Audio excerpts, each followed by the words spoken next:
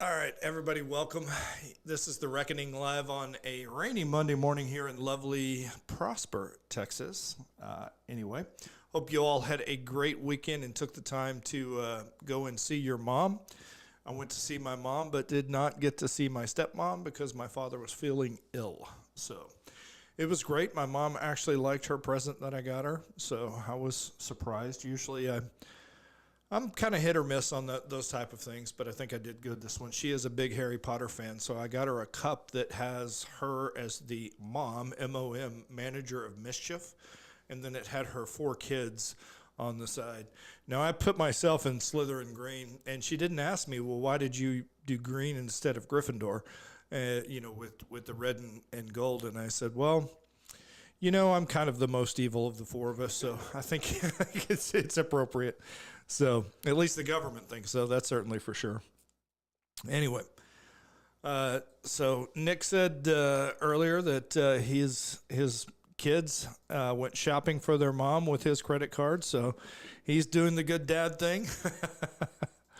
I would encourage you, though, to have them actually do something yourselves. All right, Southern, welcome. We're going to bring you up right now. All right, so one of the things that has stayed a family treasure was a Christmas ornament that I made in the 3rd grade. My mom still has that on her Christmas tree every year. Welcome, Southern. Did you have a great Mother's Day yesterday? I did, thank you. Good, good. Now, what did the little man get you? They got me something I wanted. I don't remember what it was now. And then I got flowers and a hair clip. Okay, flowers and a hair clip. Now, was it a special hair clip that they had painted on or just one that you particularly wanted? I didn't know I wanted it until they got it for me, but it has Minnie Mouse on it. Ah, okay. You don't strike me as a Minnie Mouse type. Is that a hair clip that maybe one of you... Do you have daughters, Southern? I think you do, don't you? I do. Yeah, is that maybe something they want for themselves? No, they said I needed it, so I was like, okay, thanks. Okay. Excellent. I think those things are sometimes lost on people, that those gifts from kids that just come. Now, did they do the hand-decorated card, or did Dad go out and buy them a store-bought one? I actually did not get a card, and I don't mind that. I don't like a lot of stuff. Because, either then I feel like I have to keep it, and then you end up with 3,000 of them. Yep. And I'm like, man. So I actually don't mind that they don't waste the money on a card. You mean you don't have the crate already established, the clear plastic crate that has all the little things and their artwork in it that you move from house to house to house? You're not there yet? Oh, no, I do. No, I definitely do. All right. And when you have older children and multiple children, that box just gets really big. Yes, I am definitely aware of that. That is a good thing, though. All right, so what else is new, Southern? What else did you guys do this lovely weekend? Nothing. It was actually my daughter's birthday, also on Mother's Day. So it was more of a combined party. Okay. And we just relaxed this week, so it was nice. Awesome, awesome. And how's the show been going? What have been the hot topics on your show lately? The last couple, we didn't do anything last night because it was Mother's Day. The last couple nights were pretty interesting. A little bit of drama, a little bit of exposing people. So yeah, can't wait to see what happens this week.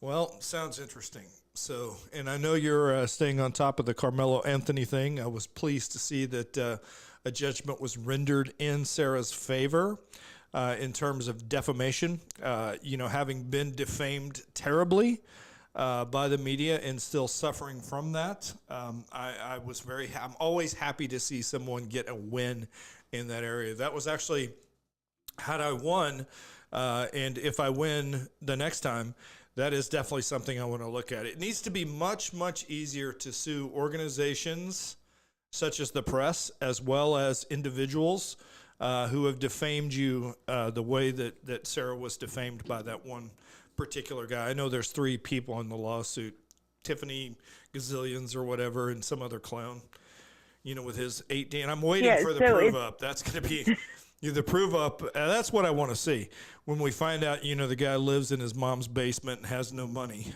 So. Well, the guy should win the judgment against definitely doesn't live in his mom's basement and definitely has money. Good.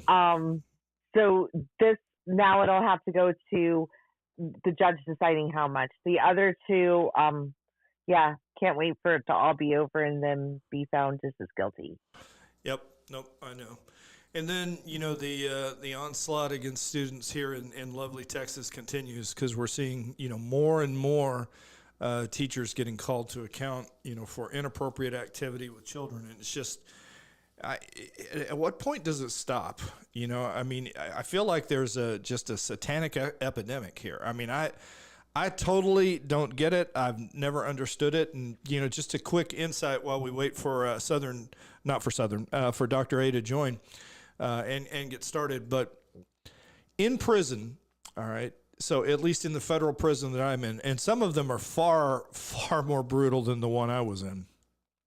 Okay, child molesters were not allowed in the TV room. You were not allowed to interact with a child molester at all. If they were in for any type of sexual crime, you didn't interact with them. They were not allowed to sit down, even though there were seats available at meals, and they would get beat up if they did any of those things incorrectly. Now, there's other things that happen in different prisons, but the low security that I was at, because of the size of the population that was there, they wouldn't take more active measures against them. All right, welcome, Dr. A. I see that you could not come in on your campaign account. That's a tragedy. All right, and then, yesterday, I don't know if you guys are following the Texas Senate race, but Senator Cornyn's campaign team just kept putting out these AI love letters, from Senator Paxton to the different people that he'd had affairs with. And it was just, I don't know. I get it. It's just funny that the same guy that had a affair with a male staffer, is blasting, Paxton about this. So it's just more hypocrisy in politics. It just gets just numbing. So Dr. A, have your opponents smeared you yet with anything? Oh my gosh. So the real opponent, that would be the incumbent, probably doesn't even know I exist yet. His team does, I'm sure, because there's 7 candidates running for the space. Another conservative candidate has done her best to lie, smear, and make my life miserable because she was not endorsed and I was. So, the lies are vicious. They went all the way to the state GOP and prevented me from getting the state GOP endorsement. The county central committee is fighting it tooth and nail. But I'm just going to keep moving. That's the standard answer in politics. Yeah, the standard answer in politics is if you're answering your opponent's allegations, you're losing. So I do totally get that. But, it's a little annoying. So how was your Mother's Day? I was block walking, Larry. It's funny that you say that. I did that this weekend too. I spent the day walking, and then I had an absolutely exhausting but wonderful dinner with my children. So awesome. I cannot complain. All right, so she was block walking, I was block walking, and Nick was block walking this weekend. So we were all getting active politically, and Southern's doing the more important thing out of the 4 of us, and actually being a good mom. So no, it was interesting because I think I believe, Nick, this was your first time block walking, correct? Yes, sir. All right. So what was your key takeaway? Oh, I can't say that on the show. I will get phone calls. My phone will go crazy. All right. Well, that's why I videoed you. Yeah. In the way that you speak, that was my most important takeaway. All right. Well, again, and I think that's a hit on the campaign for not teaching you how to block walk. So, Dr. A, what is your campaign spiel like when you walk up, knowing you've got 15 critical seconds of someone's attention span? What do you say? clearly I need to come up with a better spiel Okay. because my district is so mixed. If I walk up to a house, I am highly likely to have one Republican, one no party preference, and one Dem all in the same house. Okay. So I have no guarantee which one of them is going to answer the door. That's a good point. Whereas in Texas, my script is basically towards Republicans. But I'll go ahead and just give you my 15-second spiel. Hi, I'm retired Lieutenant Colonel Larry Brock, and I'm here today to ask you for your vote. The election is on March the 3rd, with early voting beginning 2 weeks prior to that. The issues that are important to me and I hope are important to you are the reduction of your property taxes. I want to see government spending cut in Austin, and I want to stop the spread of Islam. I will do all three of those things if you elect me. Please vote for me. Have a wonderful day, and God bless you. Okay, I'm going to clip that now, right? Yeah, that's fine. That was really good. All right. But yeah, I mean, I operate under the theory that you've got 15 seconds to engage them, or you're done. So at least that's my thought process. Now, again, I very rarely run into people that want to have long conversations. It's also, can I hand you this campaign information? It's funny because I've always called it propaganda when it comes to my house. And so I had to train myself not to say, can I hand you my campaign propaganda? Because it just doesn't sound right when you're saying it. All right, it is 10:56. Rules of the space. Don't talk over each other. Don't cuss in this space. My mom doesn't appreciate it.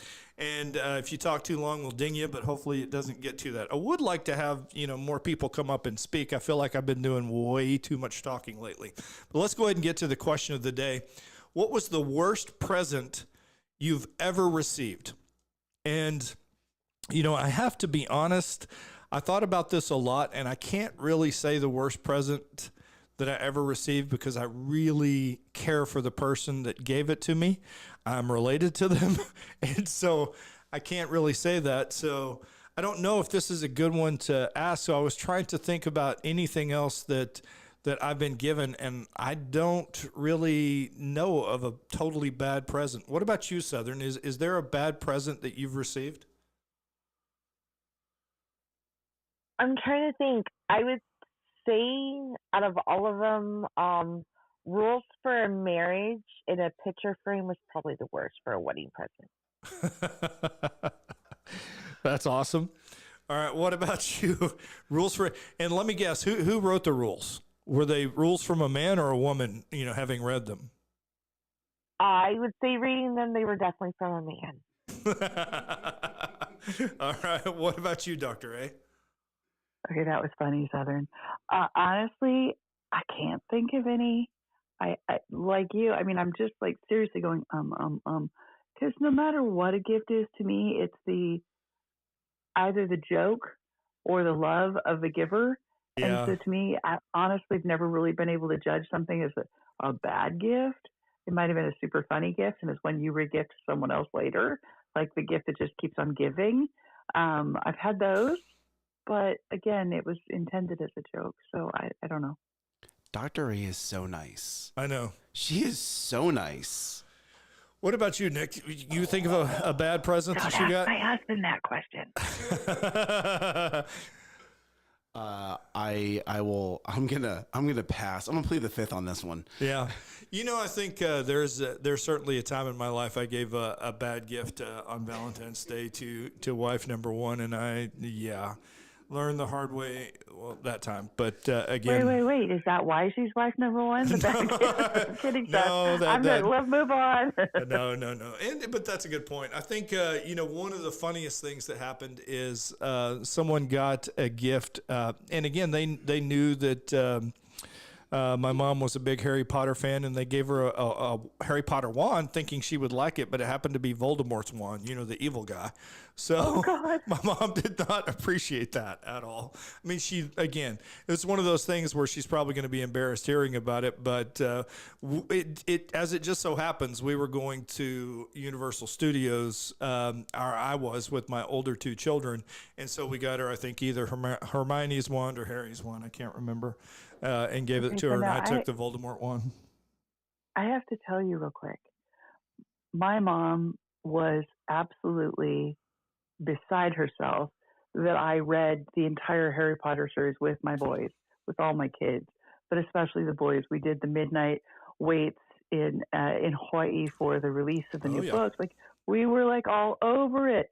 And my mom was so super critical, like, Christians aren't supposed to be into that stuff. And I'm like, Mom, you don't understand. Like, it's the deeper picture.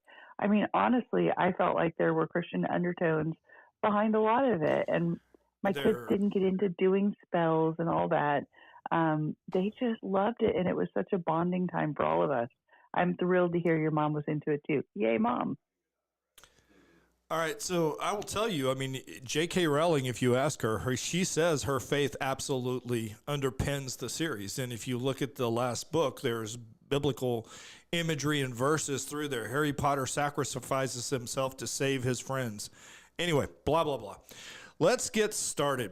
All right, everybody, welcome. It has been a crazy week in politics. This is The Reckoning, 11 May 2026, show number 325, and 1 hour of unfiltered political truth starts now. Now, one of the things I hate about politics is pithy sloganeering. So over the weekend, someone posted on the Frisco group again, hate has no home in Frisco. You know, I can practically see their blue hair and nose piercing as they sit at their computer while they type this and post it. So if hate has no home in Frisco, does that mean you're joining the conservative movement and calling for the mass deportation of its Muslim population? You do realize their holy book calls for jihad no less than 40 times, that jihad is one of the pillars of their faith. But it's not the ridiculous sign or that ridiculous post that I want to talk about, nor is it the equally stupid coexist bumper sticker that I despise every time I see it, which is always right next to a Hillary or an I'm with her sticker and a Beto sticker here in Texas.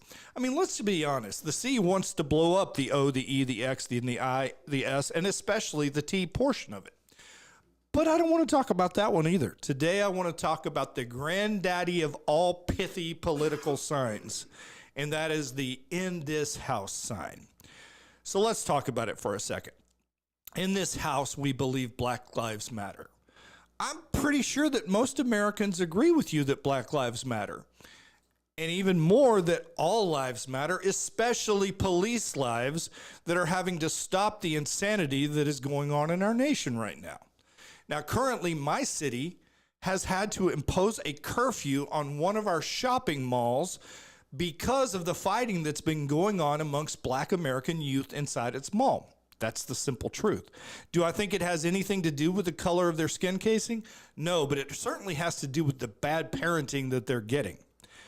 Now, the next statement is women's rights are human rights. Now, I think what they're trying to say here is that a woman's right to murder another human is more important than that tiny human's right to live. I would argue that the 14th Amendment, which states that every American has a right to life and liberty, is more important. But I absolutely do agree that women's rights are human rights. So I again welcome the left in joining me in denouncing Sharia and Islam. That's going to happen, right? Sure it is. Now, let's go to the next little statement. No human is illegal. I agree with that. No human is illegal. But they certainly commit illegal acts or we wouldn't have a prison system. And ever since the fall of man in the Garden of Eden, man has been a sinful being.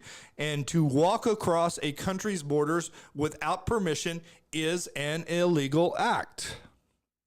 Now, the next statement is science is real. Oh, this is so rich for the left to tell us that science is real. How about the fact that there is an X chromosome and a Y chromosome? And those combine into either XY or XX. And yes, I know there are rare genetic anomalies. Don't hit me like I don't know science. But mostly there is either XY or XX, meaning there are two genders. Or how about the science of putting on a cloth mask to defeat a virus that is so small that it can go through an N95 mask? Or the science of social distancing. So just stop. Your party cares nothing for science, nor does your ideology. All right, what about love is love? I agree with that one. Love is love, but sometimes love is also saying that something is wrong. Telling someone that you deeply care about that they are erring from the path that God intended for them to go down is an act of love. Kindness is everything, is the last one. They say that kindness is everything, and that's an interesting one because to me, it is very kind to tell someone a hard truth or to be unwilling to give someone a hand out rather than a hand up.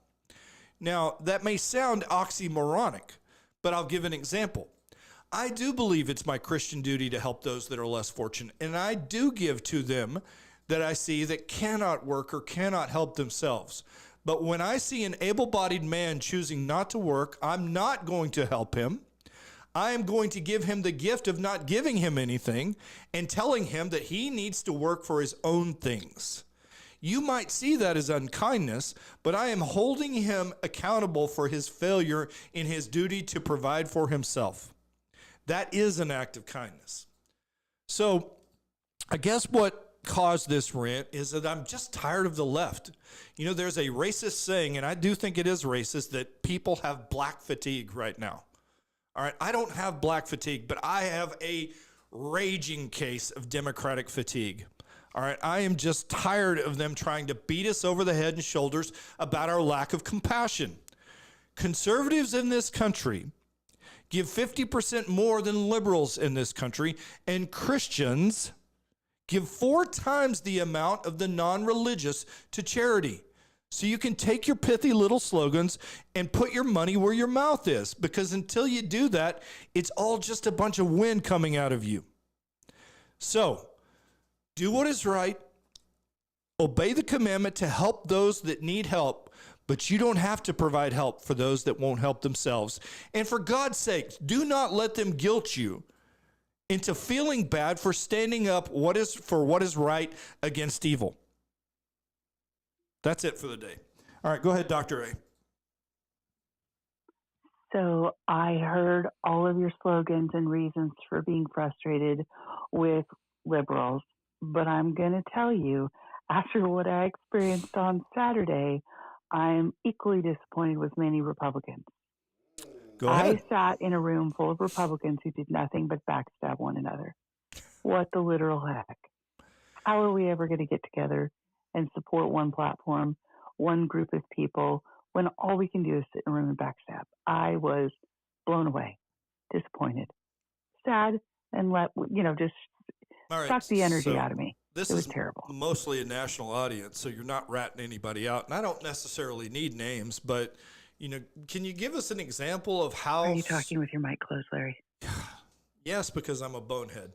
All right, so this is a national audience, so we're not trying to rat anybody out about inter-party politics, and we have the same thing here in Texas. Just so you know, I mean, right now there are games being played that not being in the midst of it, I'm just smiling about. But give us an example of some knife fighting, and I'll give you one that I saw. Well, it was specifically one individual who was just nasty the entire time to different individuals who were speaking. He picked and chose like who he was going to, pick on. And my guess is he's a proponent of my opponent, my conservative opponent, who didn't even bother to show up, by the way.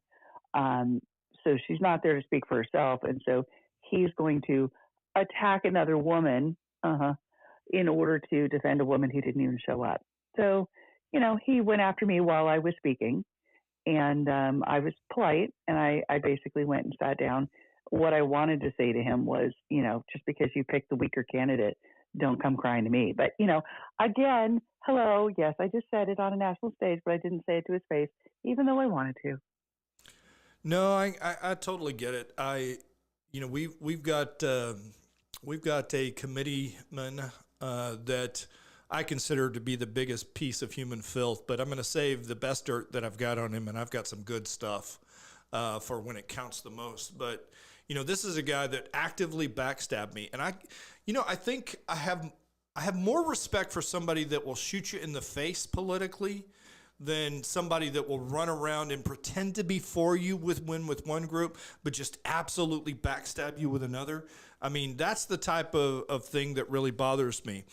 And, again, I'm telling you right now, I'm going to be an undervote in House District 106. I cannot put pen to paper.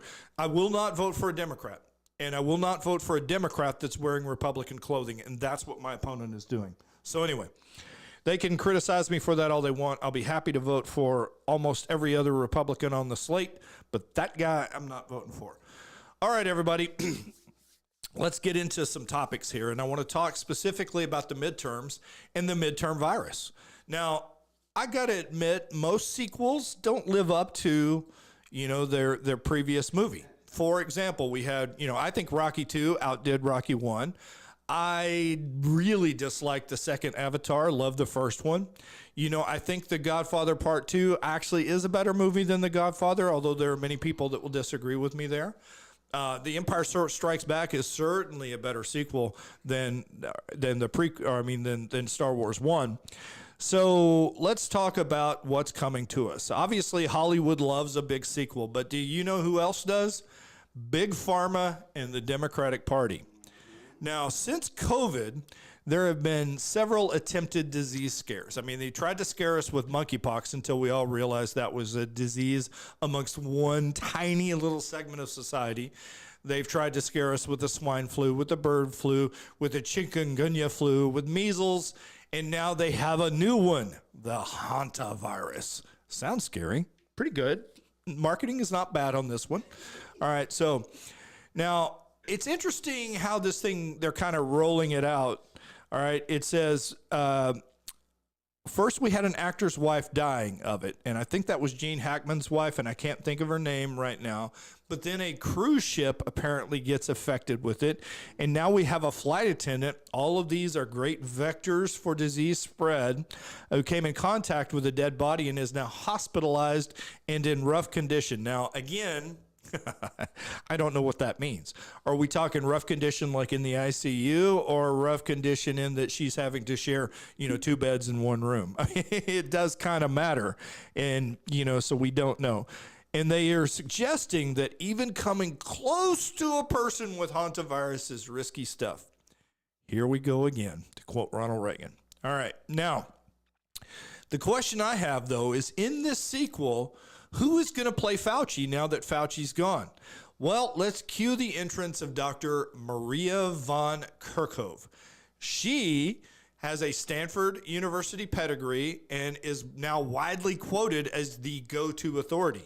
So she is reprising the role of Fauci from the original COVID movie. Now, in case you don't remember her, she wrote the World Health Organization's report following her February 2020 junket to Wuhan.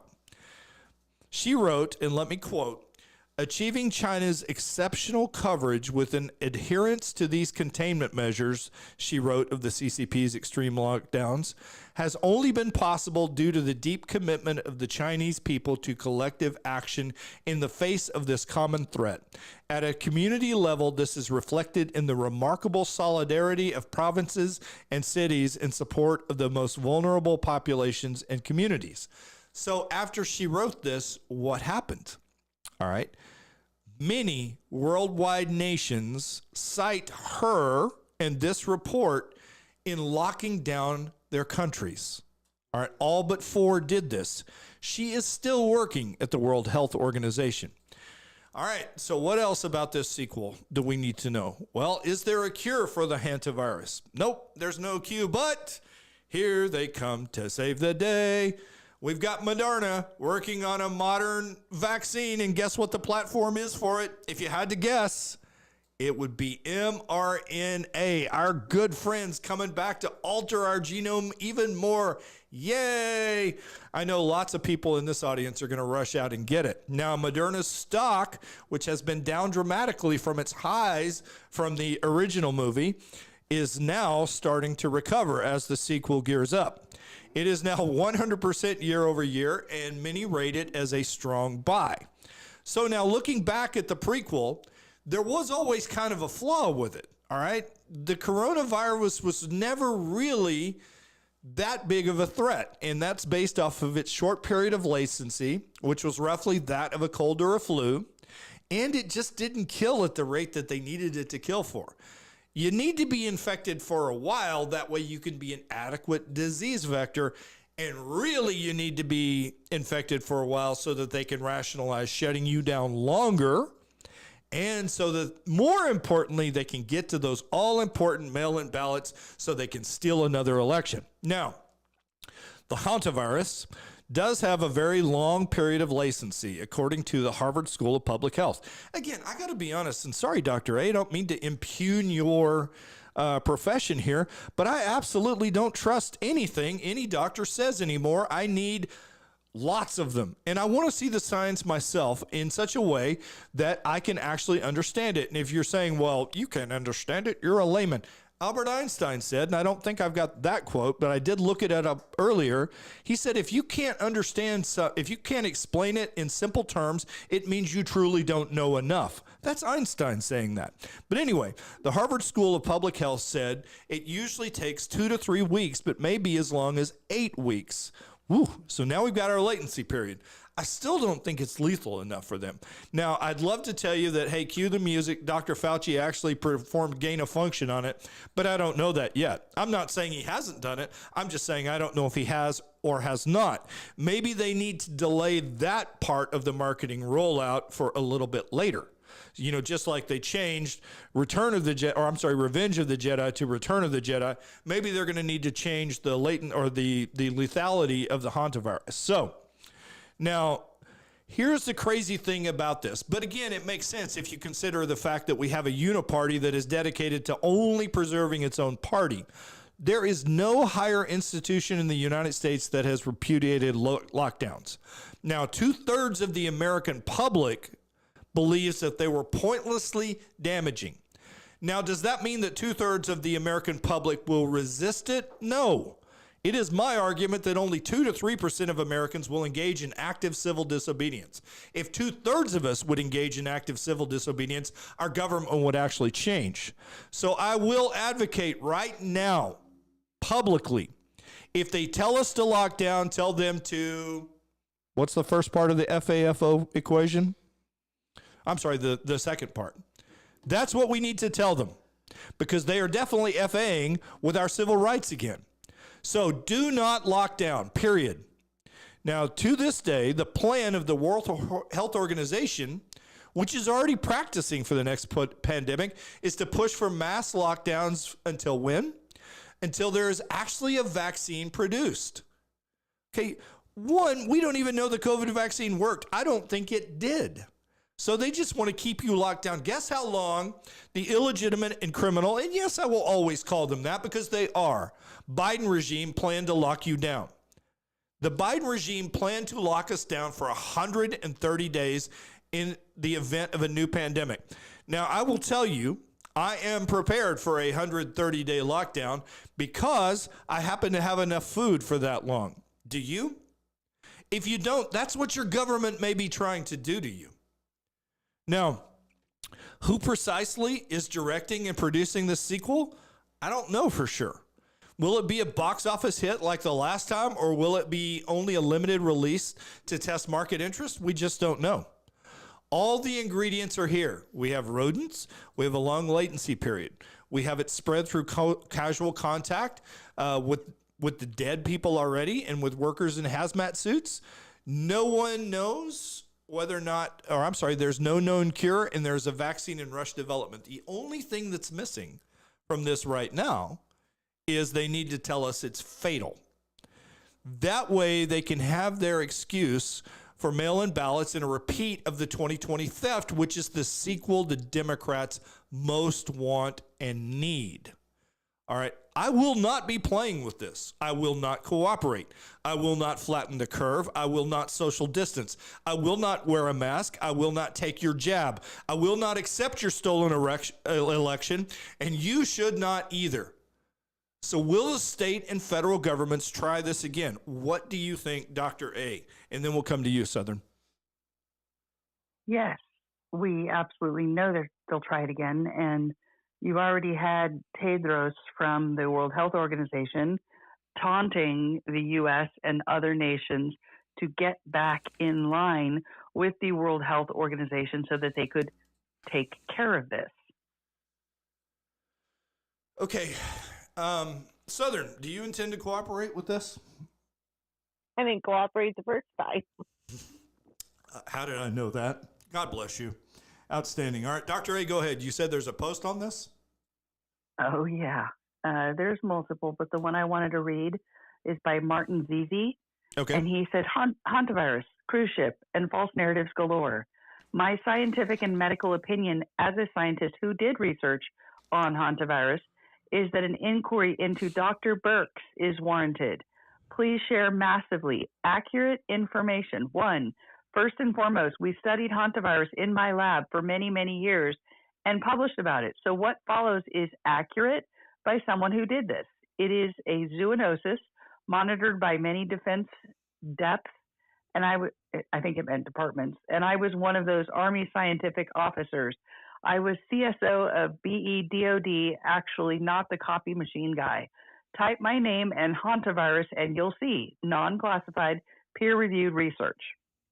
This woman, Dr. Birx, is guilty as charged because she was one of the architects of the SARS-2 debacle, where she forced, with her friend Professor Neil Ferguson, Imperial College London, the policy of zero COVID, aka as a suppression policy. Zero COVID for zoonosis? It was not possible, not even a policy, only a ploy to bring about a technology that was not ready to market, RNA vaccines. One could never eradicate equals zero COVID, a zoonosis, when 600 plus mammalian species, cattle, our pets, zoo animals, deers, even minks, share a virus with us and may play ping pong, that is getting it from us and giving it back to us. Now she's at it again with the same old lies and misconceptions. Hantavirus, human-to-human contamination is very rare. For EU strains, one gets infected crawling in the woods and literally inhaling rodent poop urine, a bit like snorting coke, LOL. The Operation Army personnel is at risk because that's part of their training and job. It has essentially no lethality, but one can get sick and can get complications if not treated, like a bacterial colonization of our lungs.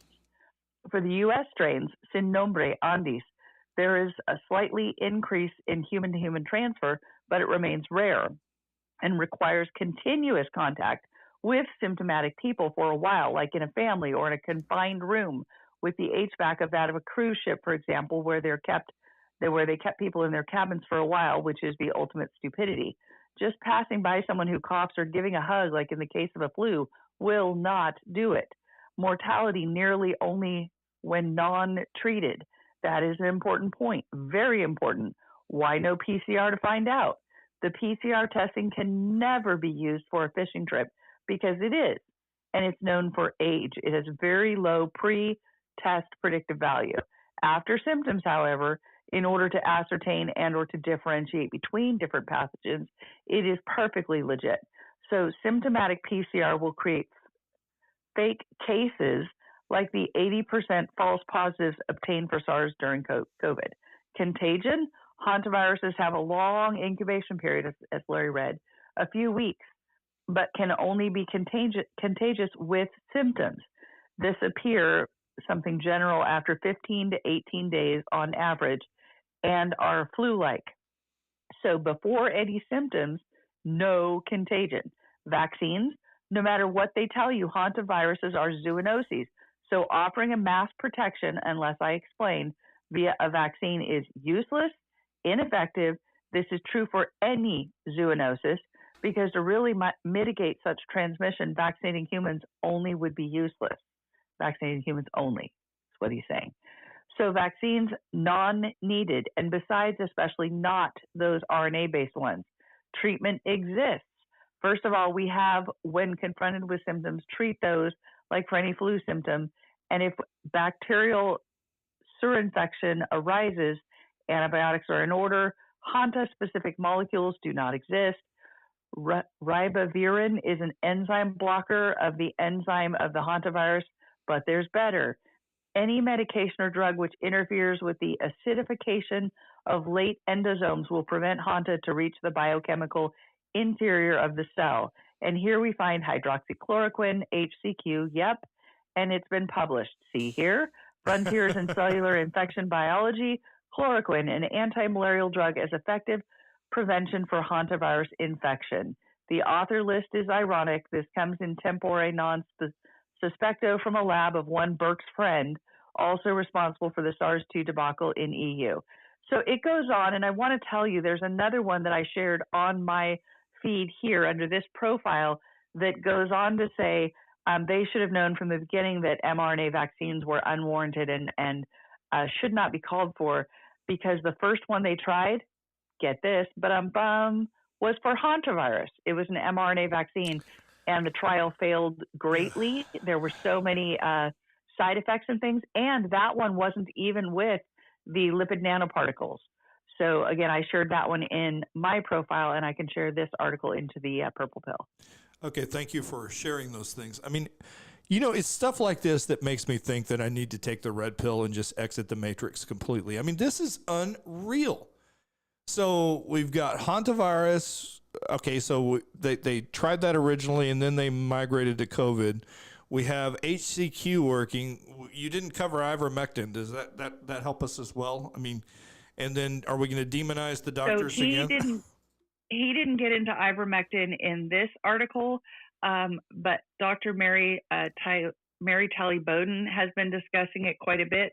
There's no research on it, but historically speaking, ivermectin works for this type of a virus. So I'll leave it there. All right. It's just, again, I do think they're going to try it again. It's their only method of winning, especially, when we get into something, I think topic number 3 we'll cover. But I want to talk about, something that I consider to be as unique as a unicorn. There is a Democrat who actually thinks, and that is Pennsylvania Democratic Senator John Fetterman, who I would have told you couldn't think. But he clearly does. He has stated that he is done with the insanity gripping his party in a series of appearances on Bill Maher's show, as well as an op-ed inside the Washington Compost, hat tip Rush Limbaugh. Fetterman is torching the Democratic Party for being anti-Trump obsessed and for normalizing radical ideas that were once dismissed as smears. I mean, calling someone a socialist or a communist used to be a terrible thing, but now they are not only calling themselves that, they're proud of it. And he also talked about the sloppy 24-hour news cycle that literally lists opinions as news, which I'm down with that completely. So he said, and I quote, "My colleagues and people that are running, whether for the Senate or the House, are literally running on a blank Trump agenda." Yes, okay. And then he said this: "I was 2 tables away at the White House Correspondents' Dinner. I witnessed this." All right. He said, "Yeah, I had to see that," meaning the assassination attempt. "Like the entire line of succession was right there, and realized that there's a real danger there. We got really lucky there for a lot of reasons. We need to have a more secure place for these kind of events." They were talking about the ballroom being built and basically saying, hey, I don't care if it's built or not. And I have real problems in this day and age with the president and the vice president being in such close proximity to each other, other than in a cabinet meeting in a secure location like the White House. I'm sorry, but it's too risky in this day and age with weapons. I'm going to call it area weapons. All right. Now he went on to say, people who are proud to be labeled as a socialist, that was like a smear. They're morons if they think that socialism is the answer, he declared. I totally agree with him. Tell it to Bernie Sanders. Tell it to Zoran Mamdani. And tell it to, I would say, probably about 25% of the youth inside your party. Maher noted that even communist is no longer viewed as a dirty word on the left, pointing to a New York official tweeting, elect more communists. Now, before we get off of that, I just want to say again, other than Islam, communism has killed the most human beings throughout human history. All right. So it's those 2 things that are a threat to our way of life and a threat to all of humanity. Now, Fetterman continued by ripping the 24-hour news cycle for turning opinions into facts. Opinions have become actual news now, and opinions are not news. Totally agree with him again. He said there are many horrible, paraphrasing for mom's sake, takes out there in the world right now. Like, why? Why are people still talking about Tucker Carlson or any of these people? Even Alex Jones is back. I have to see that guy, again, paraphrasing, in my feed. You know why? Because they're criticizing Trump. So now, it's okay to criticize, but when you can't find anything that the other side is doing right, you risk becoming a caricature, which is what I kind of thought I'm becoming, in that I speak so ill of Islam and of the Democratic Party all the time. So I want to ask my two co-hosts and anybody else that wants to speak on it, what is one thing the modern Democratic Party believes or is doing right that isn't absolutely insane? So, me being me, I dialed up the Democratic Party platform. And it took me 63 pages before I found something I could actually say isn't completely insane. I loved it beginning with the land acknowledgement. That's when I knew I was in trouble right off the get-go. But I scanned it because I don't have time to read through all their drivel. Now, again, inside each little nugget, there will be a piece of it I could pull out and it would be okay. Even the one I'm going to give you is that way. But this was a quote from the platform. This is why the president has called for the immediate unconditional release of journalists who have been locked up abroad for doing their jobs. He is taking action to combat crimes against journalists, strengthen security for independent media outlets, and provide legal support for investigative journalists around the world. He was talking about free speech. He being the Democratic Party, I guess, so I'm being reductive there. But again, I do support their call for free speech. But honestly, when I think of Nina Jankowicz and the censorship they were trying to impose, when I think about their penalties and fines on, that they would have put on X, again, I'm trying to find something good about the Democratic Party, and I really can't. I just can't. They don't cooperate on anything that's logical to me. So let me get to my two co-hosts. All right, and we'll start with you, Southern. Is there anything that the modern Democratic Party that is doing or that they advocate for that the Republicans don't that you agree with? So I love how they want to cut taxes, but I disagree on their part where they say the wealthy need to pay their fair share when they pay more than their fair share. So it's kind of like a 50-50 with me. So I would say I love to cut taxes, but when they go after the wealthy, that's when they lose me. Now, do you believe that the Republicans or the Democrats are more likely to cut taxes? I believe the Republicans most likely. I would love to see them be long-term instead of short-term solutions. Yes, ma'am. All right, what about you, Dr. A? I like how they all get behind candidates and have a machine for marketing elections and campaigns that they want to support, because the Republicans don't. That's about it. I will tell you, they are an incredibly disciplined party. I absolutely agree with that is the one thing that they do right, and we're going to talk about that here in just a second. So let's go ahead and move on to the third topic today, which was a big loss in Virginia. Now, after the Virginia governor and I believe the Virginia citizenry passed a bill allowing them to be ridiculously gerrymandered, Dollar Store Obama or Temu Obama. I kind of like Temu Obama better, but I just don't know that many Americans know Temu. Maybe I'm being silly there. But Hakeem Jeffries said, F around and find out. He tweeted this after Virginia passed it. Well, how's that working out for you, Hakeem? All right, so on Friday, the House minority leader went to the find out phase when the Virginia Supreme Court was not quite as gleeful as he was about their attempt to eliminate Republican representation in the purple state. The court cooked the party's infamous lobster. Now, again, I don't have a picture of it, but they literally drew a district that looked like a lobster with two claws sticking out.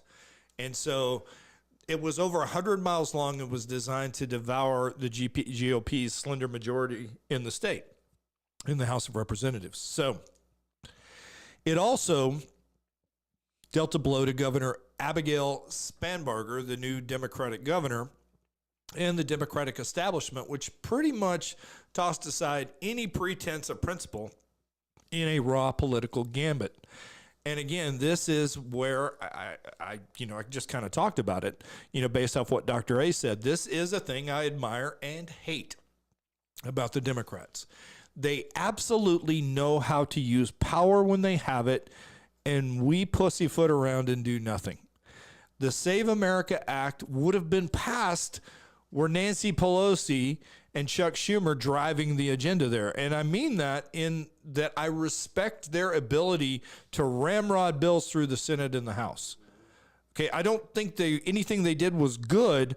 I'm just telling you they know how to use power. And we're not good at it. We're just not. I mean, even President Trump's DOJ is nothing but a clown act. All right? They just are. I mean, who's the actor? I can't think of his name, former actor. And he said, I don't know what's more frustrating, the fact that the Democrats actually committed treason against the standing president or the fact that the Trump DOJ won't do anything about it. I agree with him.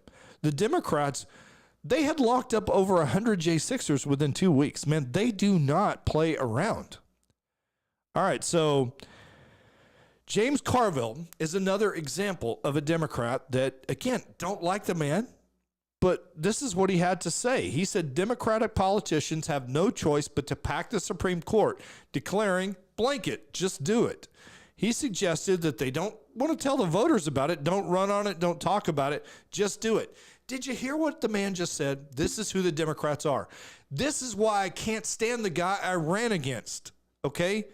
They don't do the things they say they're going to do, and they do things that they will not talk about the fact that they were going to do them. So before assuming power, the governor of Virginia had denounced gerrymandering as being detrimental to democracy and weakening the individual voices that form the electorate. She said that. She ran as a moderate, but what happens when you give a Democrat power? Bam! Hard left.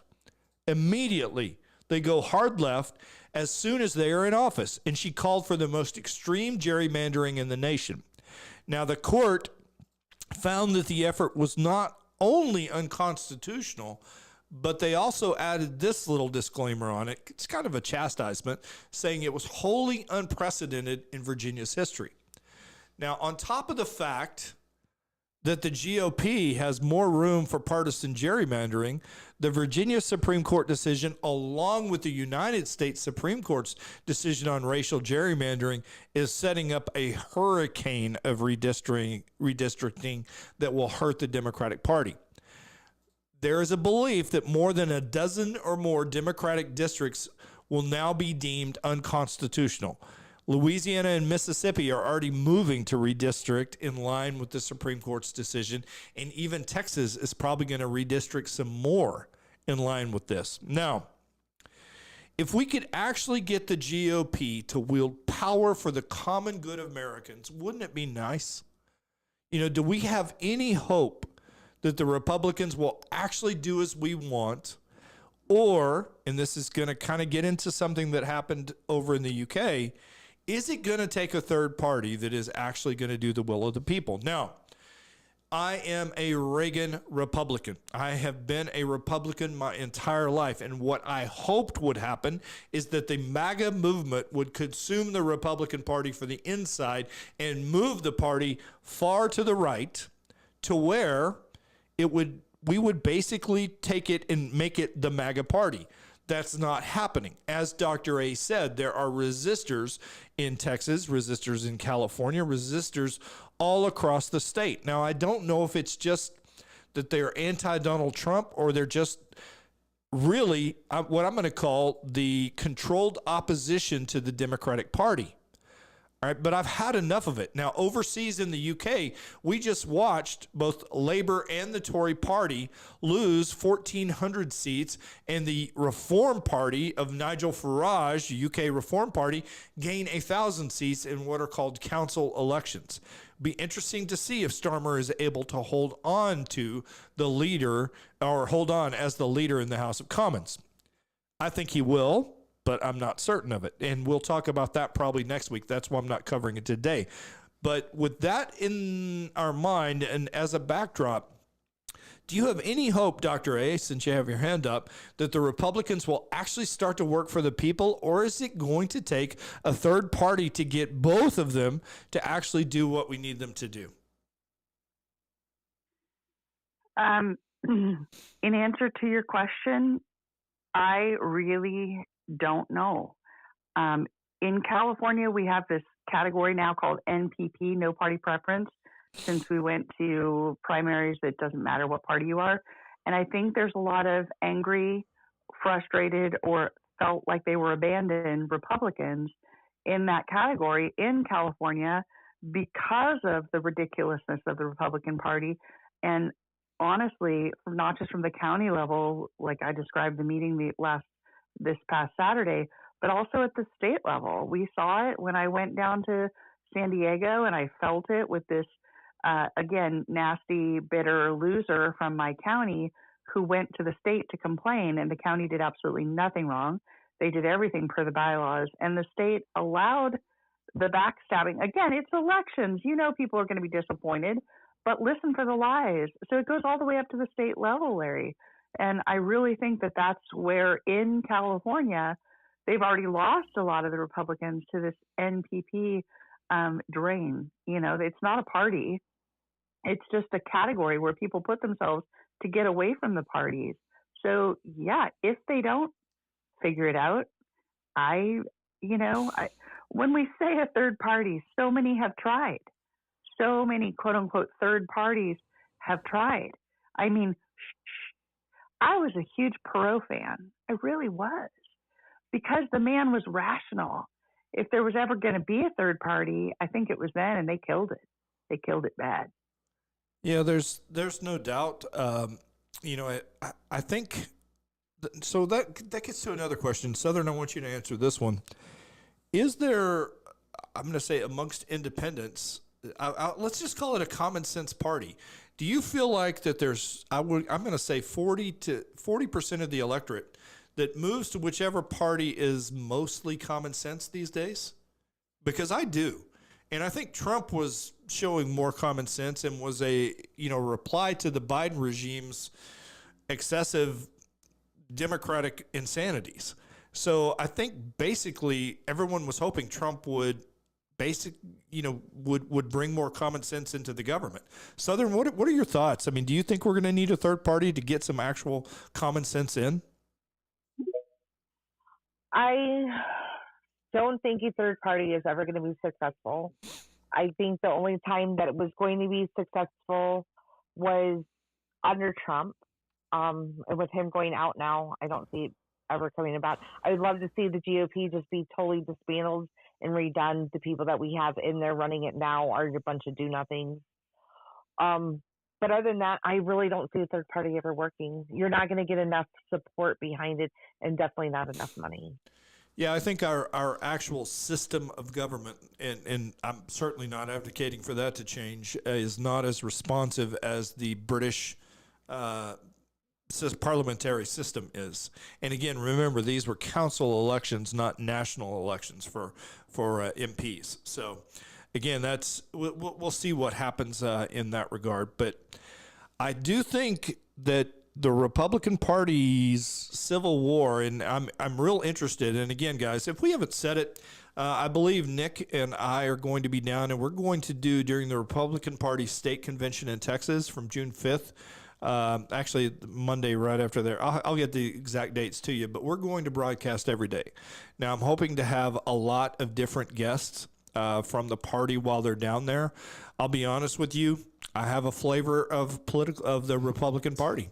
So I don't anticipate myself inviting Speaker Burrows to come. Actually, yes, I would. Speaker Burrows, I would, out of respect for the position that he's in. Now, my opponent, absolutely not. I don't want to be anywhere near that clown. All right, he wouldn't debate me during the election. I'm not going to have him come on and trash my show. But I will try and get a whole bunch of different people while I'm down there to come and speak on the reckoning. And we'll see. We're working on some names, and hopefully we'll get there. And I've also invited the conservative candidate for mayor in Frisco to come on the show, because I think it's important for him to get his voice out. And I would like to have, if he makes the decision to come on, I will put it in the local Republican groups. And I do want to say thank you to both Dr. A and to hopefully, I see Gen X down there. Hopefully she followed through and became a precinct chair down there. But listen, guys, the Republican Party needs people like us going in and driving the agenda to the right. And it's just got to happen. You've got to get involved. Iron Patriot down there, I know you hosted something recently in Virginia to try and move your party to the right. Everything, you got to get in. You can't just be a keyboard warrior. I mean, I guess you can, but there's nothing in it for just talking. Get some skin in the game and try and actually make it happen. Go ahead, Southern. The meetings for state convention for Texas begin June 8th. Okay, so June 8th, that weekend. I think it's, the week before. I'll take a look at it, but thank you for that. Iron Patriot, what was it that you did in Virginia? Well, we did a space with our local precinct chair who wrote a book, right? And that's our normal show, like guest-based show, interview kind of show that we do once a week. And that kind of had a spinoff space because, we had the Virginia gerrymandering election that just came and went, right? And wasted all of our tax dollars. So we had a spinoff space. I called our local precinct chair because I'm like, I need to do something more than just get on the X and post about it, And interestingly enough, Katie Gorka called me back, and then we had a Zoom call between myself, him, and both of our precinct chair and vice precinct chair for Fairfax County with Fido, and we got a good portion of the precincts together on a space to get out the effort to volunteer and go walk and, form volunteer groups.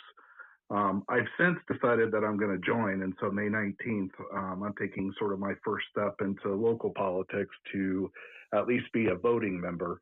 But I think we made a difference. I'm now followed by a lot of Northern Virginia and statewide people in politics. So I'm looking forward to taking my first step and getting more involved on a regular basis. So the voting member status means I just have to physically be at the meetings and vote on the different volunteer initiatives.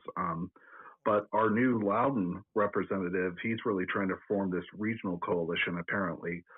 So I'm looking forward to seeing if Northern Virginia can maybe unite and really get out volunteer efforts and get people out to vote, especially with the state of affairs in this state. But but yeah, a lot of them got on, Larry. To answer your question directly, we had at least a representative or a vice chair from almost all the Northern Virginia precincts, and that was just me trying for a month. So asking, and obviously Katie Gorka being our newly elected precinct chair, I think made a big difference. I'm really looking forward to seeing her lead us into less rhino Republicans, but yeah, to answer your question. And again, guys, that's what it takes. You just got to put some time and effort into it. And even though I didn't win, I didn't quit. All right. I got on the priorities committee and I put the things in, like I wrote the Denton County's resolution, the anti-Sharia resolution. Now, when I say I wrote it, I don't get the credit for it because the chairwoman of the priorities committee, she has the final say in it, and everyone else did as well. And we took some advice from a senator's aide that was on the committee as well. So again, I wrote the original document. It got tweaked by people that were smarter than me, and now it's going forward to hopefully be endorsed by the state GOP, which I will be at the convention as a voting delegate. So again, I am continuing my involvement, and that is exactly the way that you've got to do it. Again, the time for spectator politics is over. Put on the pads and get in. It's a full contact game. Now, speaking of full contact, I have to admit, I've been very, very jealous of my A-10 brethren right now because I always wanted to smack a boat with a missile. There was a specific missile design. It was the Maverick G missile, to where you could actually hone on a specific point below the waterline where you could just absolutely smack a ship. And I would have really liked to do that. Or if it was a speedboat, then, I'm not going to waste a $70,000 missile on a speedboat when I can kill it with a $50 bullet. So again, I would have loved to have strafed a speedboat. I mean, and I'm not going to lie to you. We used to practice that occasionally. There's a lake down here in Texas called Possum Kingdom Lake, and I led a 4-ship one time over Possum Kingdom Lake, and shall we say at relatively comfortable altitudes through what's called Hell's Gate in Possum Kingdom Lake. So the people were quite happy to see us flying there. But that's back in the days before cell phones could record you doing chicanery that you should probably not do. All right, speaking of chicanery, when is Iran going to get the message? Dr. A, could you tell us what the latest is on the ongoing conflict over there? Well, they're never going to behave. Let's put it that way. So Iran conflict and U.S. peace efforts. The U.S. under President Trump has been engaged in a limited war with Iran involving strikes, Operation Epic Fury, and disruptions in the Strait of Hormuz, which has driven up global oil prices and gas prices in the U.S. The U.S. sent Iran a 14-point peace ceasefire proposal aimed at ending hostilities, reopening the strait, and addressing Iran's nuclear program. In other words, halting uranium enrichment for years. Iran responded via intermediaries like Pakistan, focusing on lifting blockades, releasing assets, and other demands, but reportedly not addressing nuclear issues adequately. Trump publicly called Iran's response totally unacceptable on social media, rejecting it while stopping short of immediately resuming major fighting. Tensions persist with reports of drone attacks and threats. Israeli PM Netanyahu has signaled that remains possible. There have been U.S. casualties reported. There were 13 killed, hundreds wounded in related actions. This looms over everything else, including energy markets and Trump's upcoming trip. This is fast-moving diplomacy, military posture, but ceasefire is fragile and not fully in effect. And as I started it all, I don't trust that they would even follow what they say they agreed to. No, that's their record. Yeah, you're absolutely right. That's the real issue with Iran. They're not going to do anything we say. You know, you can say that regime change is possible, but if it hasn't happened now, it's not going to happen unless, you know, what I wish is we had an armed, I'm going to call it a Bay of Pigs type scenario where we had Iranian expats that we could send back into Iran with weapons to actually arm them and let them fight their own war.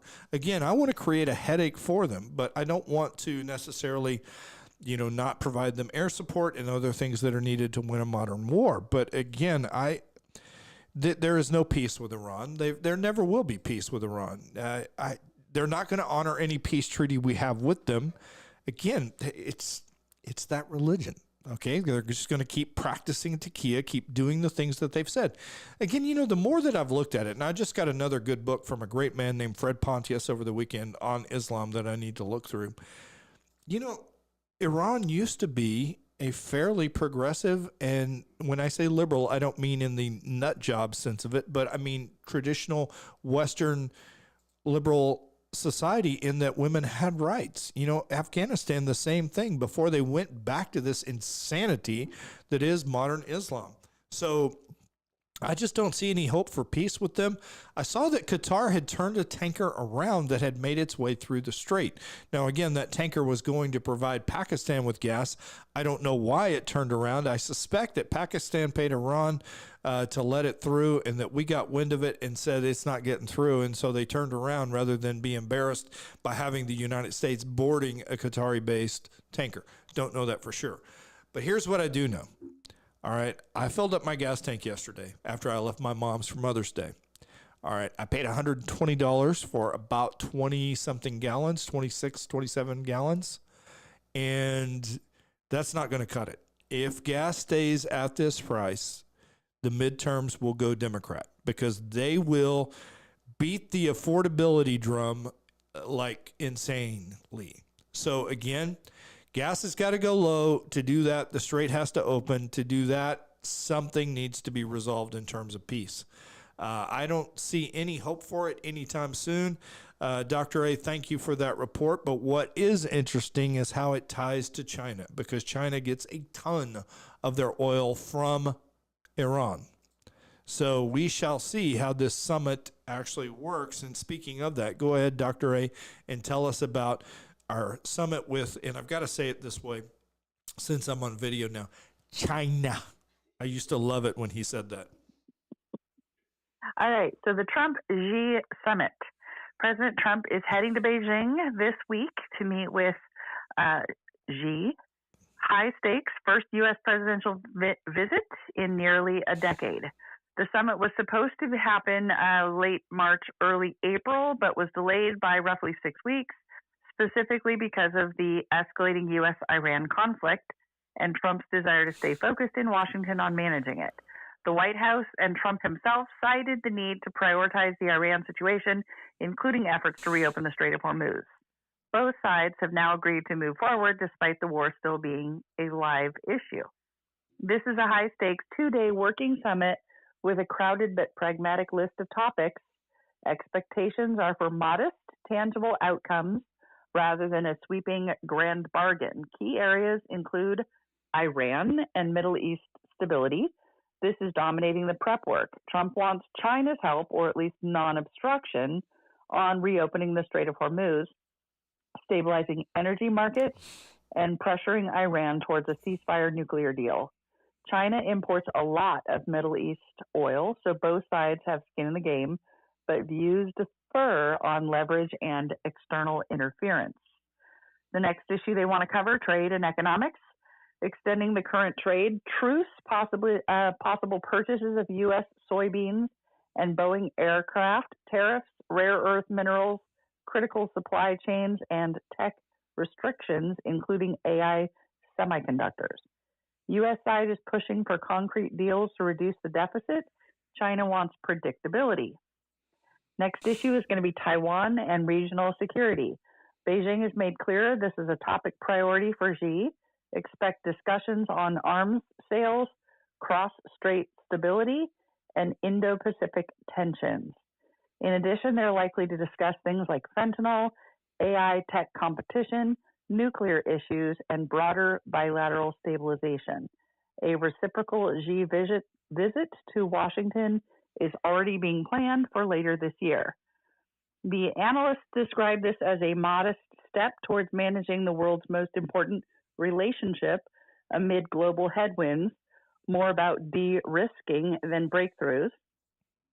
But myself and others have been exceptionally concerned about Trump's travel to China for his safety, right? But the trip is proceeding with full presidential level protections in place, and there's no public indication of any credible threats that would derail it. When Stealth and I have discussed it in the past, it's more about the bioterrorism issues that we're concerned about. One shake of the hand, one, something aerosolized in front of him. There's too much of that happening right now between and among China and the U.S. that it is of great concern for me. No, I totally get that. But I think any type of biological weapon used on the president of the United States, if we found out about it, again, is that cause for war? I'm going to give you the answer for the Terran Mobile Infantry, and the answer is yes. One man is worth a war. I don't think they would really do that there, but you never know with them. And if they were smart, they would pay somebody to do it. Then they would kill the guy in the process so that he couldn't talk and say it was a setup. Again, just exactly what we suspect with crooks. All right.